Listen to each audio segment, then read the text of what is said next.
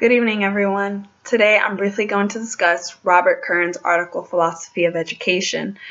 Curren describes educational theory and the philosophy of education. According to Curren, educational theory is a practical theory which provides useful guidance for every aspect of educational practice. However, in order for us to understand philosophy of education, Curren has to describe 8 different sub-disciplines that influence philosophy of education. I'm going to quickly go through all 8 of these, so let's start with the first one. Curren describes philosophy of analysis and theory. He describes this as a systematic study of education through methods of analysis and using the findings of other more established philosophical sub-disciplines and their movements. The second one is epistemology. This is a notion of what is knowledge? How do we acquire knowledge? And what's the difference between knowing that and knowing how? This philosophy is useful groundwork for the integration of the nature of rationality and good judgment. The third one is aesthetics, perception, and creativity. This philosophy debates the aim and the importance of the arts in the education system.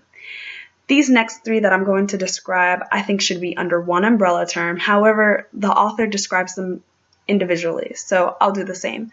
The first is the philosophy of ethics. This is an important piece to philosophy of education. This focuses on the rights of children, their autonomy, moral education, and the nurture of their self-control. The implications of this sub-discipline promotes proper management of student life in the face of sexual harassment, violence, alcohol and drug abuse, and racism.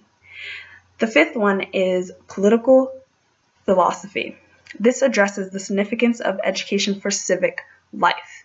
This includes equal education for all students to develop their sense of belonging in the community and their self-concept. This philosophy draws heavily from Marxism and feminine theory. The philosophy of law and education policies conveys the relationship between law and education. Any issues that arise are a part of the public policy and not part of the education system. The next one is philosophy of science. This promotes the reshaping and revision of the curriculum to include the sciences more in the education system. However, most philosophers criticize teachers for poor science instructions that discourage students from learning science and losing their interest in the sciences. The last one is philosophy of mind, language, and psychology. This argues that not all psychological findings are relevant to the educational practice, and these findings could actually enforce biases in the school system.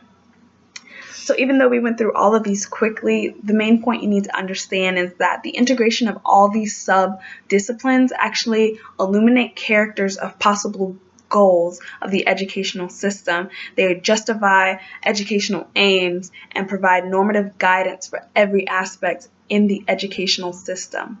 So thank you guys for your time. Have a great evening.